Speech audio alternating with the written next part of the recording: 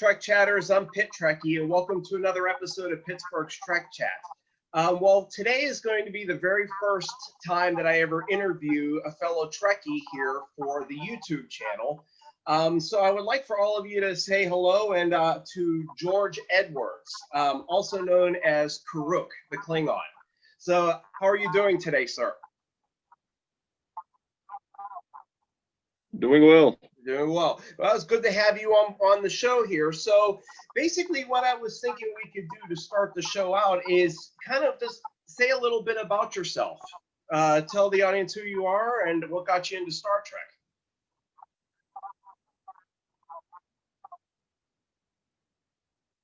Okay. Yeah, that's going to take me some time. It's fine. No, I'm sorry. And I'm assuming you're going to be able to edit and cut and do different things. Mm-hmm. One of the toughest questions somebody asked me is how I'm doing, because I don't know how much they want to know. If we stay on the geek side of life, I've been a Trekkie since the day I was born. The mother would put me in front of the television as a babysitter to watch, the original Star Trek and the animated series. And I wasn't around for the '66 showing, but I was definitely around for the reruns. I used to collect play with the Mego Star Trek figures. Started collecting those and started, my obsession with toys way back when.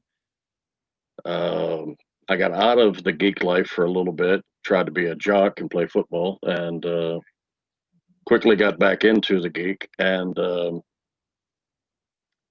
don't remember when. It was probably somewhere in my late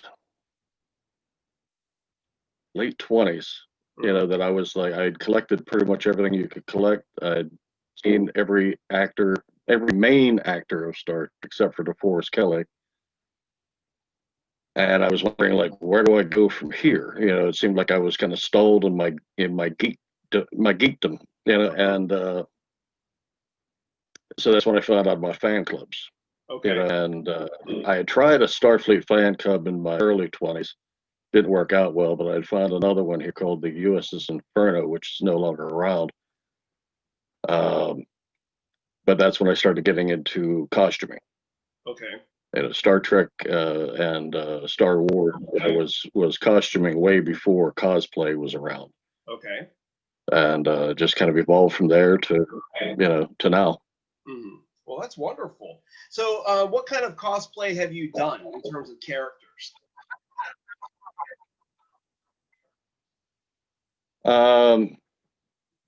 I don't really try to emulate a specific character. More or less, we try to create your own character. There's some in the costume world where they try to emulate certain characters, but I've seen in Star Trek most of the costuming is your own character, because there's a respect for the actor who's created that role. So let them be that role. You be something else. So I've done various Klingons, original series, next gen, Deep Space Nine type Klingons. Naturally throw on the Starfleet pajamas every once in a while. Stargate, SG-1, the black uniform, various Jedi, Mandalorian. There's a couple in there I'm forgetting. More of a Halloween one, but Captain Chaos from Cannonball Run. So that's about it there. Oh, okay. And so how long have you been doing this? I'd probably say it's at least 20 years now. About 20 years. The costuming. Okay. Do you still have all those costumes in storage somewhere? Majority of what I said, yes. The Klingon, what we've done is I've been involved with various clubs. Right now on the Starfleet side, I'm involved with a club called the U.S.S. Solstice. Out of Jeanette. Oh, very nice.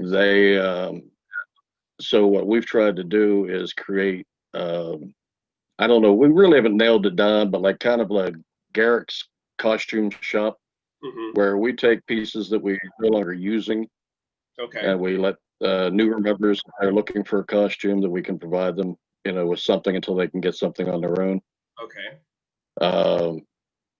Klingon has evolved, so much, from wearing like fish boots to real boots to sweatpants to custom pants. The Klingon's constantly evolving. But again, it's as you improve your costume, you help out the newer members create their costume. So the I'm sorry, I kind of even forgot where we're going with the question. Oh, it's okay. I was kind of asking you about how long you've been doing the cosplaying, and you're saying about the Klingons, the costumes have actually evolved as time has gone on. Oh yeah, because you always your costuming is very expensive, so you want to kind of piece it together as your budget allows. So you start off a certain way, and then you just keep adding to or replacing certain pieces as you can afford them. Gotcha. And that's what I mean. Like the pieces that you're no longer using, then donate to other club members and let them use them until they get something better and keep growing, and there you go. that type of thing. So I've got pieces. Like I think I used the original belt from my first Klingon costume, but everything else has changed since. Oh, okay. Okay. Now, I have been very curious about this for a long time. For Klingon cosplayers, what do you do? Where do you get the makeup to build up your forehead ridges to add the detail to your faces? Yeah, I mean most of the Klingons I know just naturally grow their goatee here. Okay. But you can get, I've had times where I've had to shave, and I have goatees laying around the house that you can put on with various adhesives. There's a guy on Etsy, Bill Hendrick, I think his name is, does a great forehead piece. They're foam latex. There's a few members of our Klingon ship that have created their own using kind of putting a clay mold together and then layering rubber latex over it. Okay. And just until it builds up to what you're looking for, then you just glue that on. Okay. So there's various ways of doing it depending on your level of art, crafting. Okay. Okay. So you were saying that you are a member of a Star Trek club in Jeanette, which isn't too far from pretty much where you're broadcasting from right now. What can you tell us about the Solstice? The Solstice formed out of the Johnstown ship, the Venture. A lot of the members that were down this way joined that ship out in Johnstown, and then just decided, why are we traveling all this way? So let's break off and come down here. Okay. And it's been around almost. This will be its first full year of straight commission. Last year it was a shakedown period. The ship is run by a gentleman named Glenn Smith, who's an educator. Okay. And he's designed this chapter as something that is very educational based. So we'll get in costume and do Trek inspired science at library events, different other events. Oh wow, that's fascinating. Okay. Plus, they're also hooked up with. We have a member that's one of the people down at the Carnegie Science Center.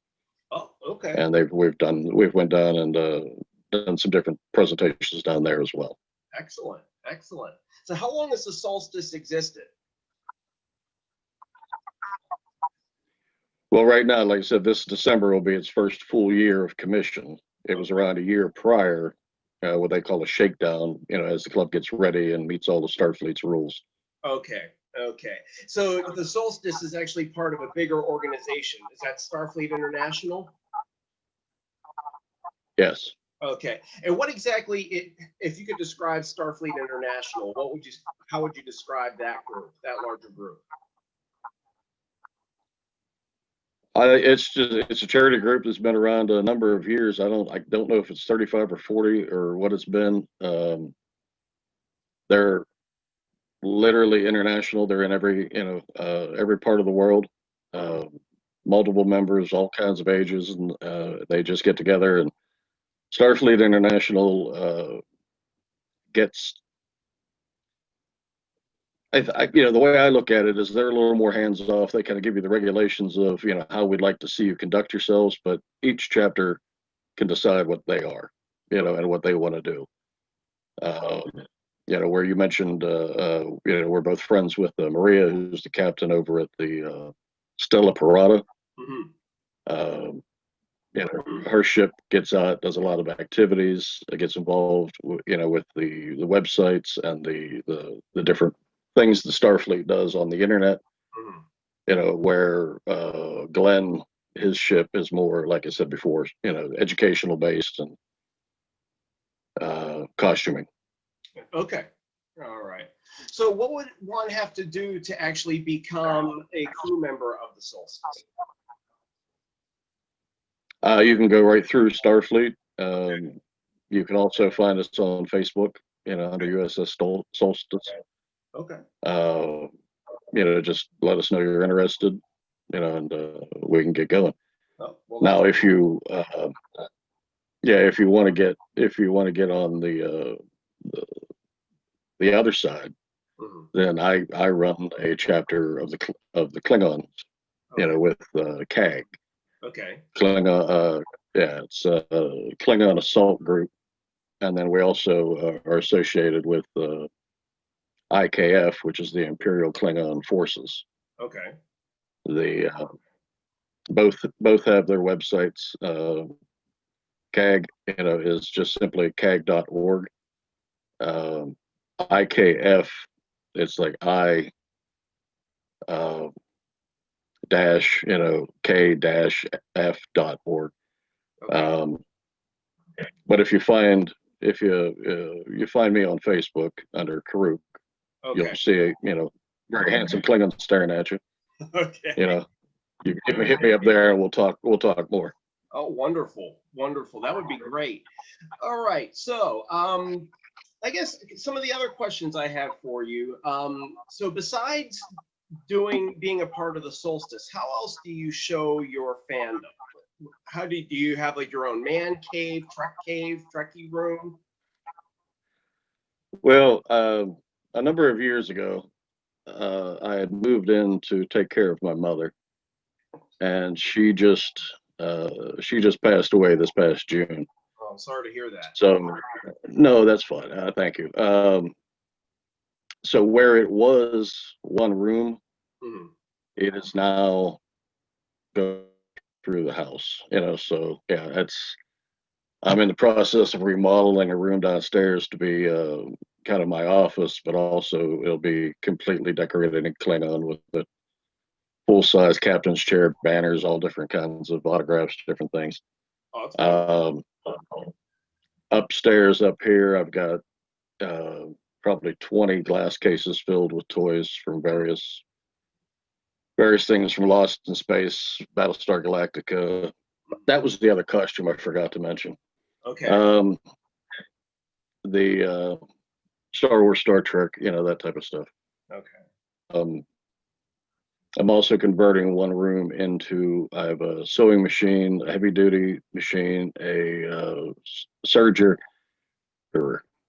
So I'm getting a room set up to do costuming here in the house.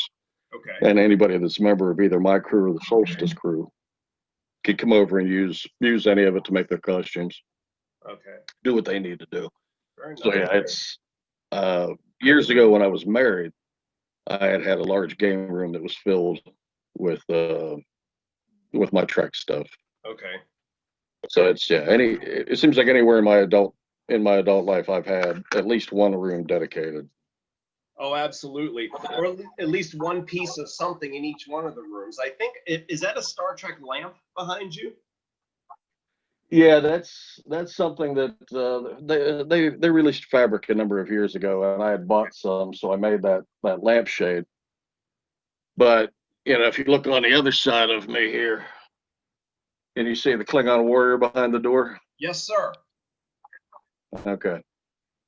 Oh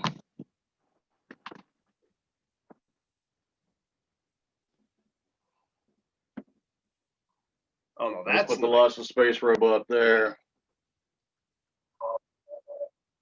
Well, I always teased my mother that if she left me any money, I'd buy a Lost in Space robot until I found out that they were $20,000. Oh yeah, that's a little pricey. But yeah, you got some wonderful collectibles back there. I can only imagine what you have. Yeah, but let's see here. Yeah.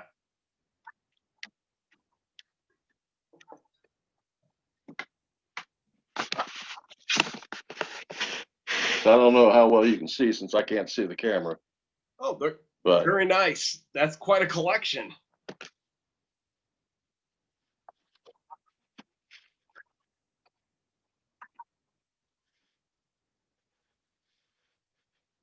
Yeah. It looks like the camera froze there for a minute.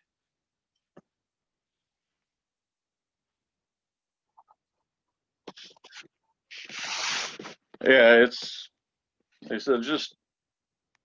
just a lot of stuff. Oh, I see it.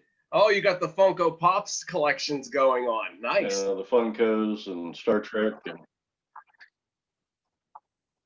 Yeah. They look really good in those cases. I only have 2 of the Funko Pops. Oh, that's nice. Did you get those done at conventions or did you buy those? The Ricardo Montalban one I ended up buying. I couldn't get out to the Creation Entertainment convention for that one. Okay. But they had sent out a link about pre-ordering, so I got that one done there. But most of my autographs I've got in person. Oh, wonderful. Well, you got they look very nice up on your wall, definitely. Have you ever been to any of the Star Trek Las Vegas conventions? Yes. Yes. Back when it was, I'm gonna have to think about that. I think Slanted Fedora ran both. Slanted Fedora got themselves into a little bit of trouble years ago, but they were the first to kind of do the really big Vegas convention. And when they went out of business, then Creation Entertainment jumped in and took over, and they've been running it ever since. Okay.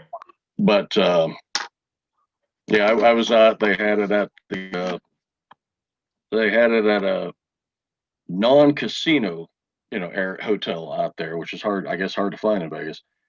But then you also got over to the Hilton, tickets to the Hilton to see to go on the Klingon ride and see the museum and sit there and get drunk at Quarks, and I mean it was a good time. I really wish it would have continued.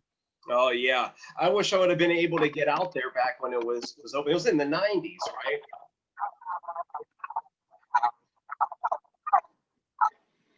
I know I went in 2000 and 2001. Oh, okay. And I don't remember how many, but I think it had been open, at least a year or two before that. I'm not sure. Oh, okay. Yeah, it was a loss, definitely. From what I have heard, I mean, the rides were pretty spectacular. Like you said, being able to go and drink down at Quarks would have been a great experience. Have you been to any of the more recent Star Trek Las Vegas conventions? No, in 2001, I got married, and that kind of ended a lot of my convention going. Oh, okay. Now, that makes sense. That happens, when you're bringing your life together, and then you have to put your money into other things. I get that. I've been married 17 years, so there've been a lot of times I've wanted to go to different conventions and haven't been able to. Now, I know that we have our local convention here, Steel City Con. Are you a frequent guest or visitor to those conventions? You're breaking up a bit on me, but you talk about the local conventions like Steel City and that? Correct. Yes. Are you pretty active with those conventions? Okay. Yeah. Oh yeah. Yeah. It's funny. Normally I'm at least one day Klingon at there, and I mean, it's nice getting the pictures taken and people, admiring what you're doing. But a friend of mine, with this whole COVID thing, a friend of mine was out at Hobby Lobby and a kid was walking around in a stormtrooper helmet. Not a kid, I guess, somewhere maybe in his 20s. Okay. And so my friend starts talking to him, and he's like, "Oh yeah," and they talk about the costume, how he's got the full costume. He just thought it'd be fun to run around in the helmet for this, while he's doing some shopping. And my buddy tells me, "Oh yeah, I got a friend that does cosplay, but he does Klingon." And this kid, goes, "Oh, you mean Kuruk?" And I'm like, how I won't say it that way. How did he even know who I was? So, apparently I've been doing Klingon way too much. That's fine. People are starting to recognize it. Exactly. Oh, there you go. Okay. Yeah, I thought you broke up there for a second. All right. So what does it, I guess next thing I really want to ask is let me figure out where my question went here. Any favorite convention memories, or just memories in general being a Star Trek fan? Anything that has been very special for you about your fandom?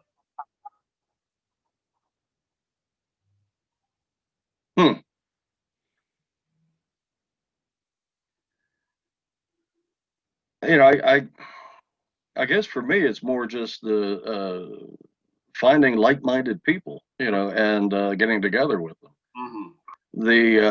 Like I've been to so many conventions all across the United States. Some I've been alone, some I've been with people. So lately, anytime if I go and there's stars there, it's like I really don't care. I'm there to see the friends that I've made over the years at the Steel City Con, or the other conventions in the area. The stars become pointless after a while, because I mean you can only get their autographs so many times, so it's right. So I would say it's just getting together with like-minded people. Right. Are you active on Twitter at all? Twitter, no. No. Because there's a big community of Star Trek fans there that are very warm and very accepting, and it's a nice little group. That could always be something if you're looking for more people out in the throughout the country, and actually throughout the world. I know a lot of people from different countries as well. That could always be another place for you to go to meet other fans, and they're wonderful. Yeah, I believe I have a Twitter account, because I was using it. Various companies would have you have to tweet something in order to enter a thing. Sure. And I have signed up because it seemed like Twitter wouldn't let you do anything unless you followed somebody. So I followed a bunch of the Next Gen cast and some other Trek. But unfortunately, I just very rarely look at it. Sure. And it's right. Is there a particular Star Trek series that's very special to you, and what would the reason for that be? Well, the original series, naturally, because that's where it's all started. Sure. Out of the modern, well, let's call it the modern. Deep Space Nine is probably my favorite. A lot of that probably has to do with the exploration of the Klingon race.